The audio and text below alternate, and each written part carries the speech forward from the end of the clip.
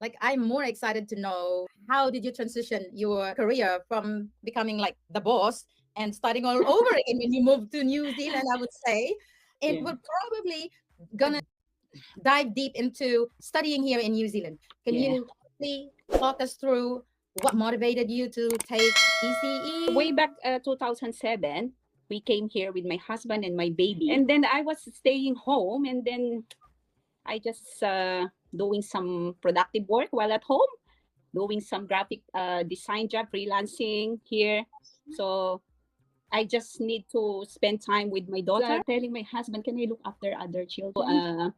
Earn as well. Yeah. But it didn't go through because my husband told me you need to be qualified if you want to Oh, look after children. But as time goes by, so bills are coming in, rent is increasing, so we find ways to earn income.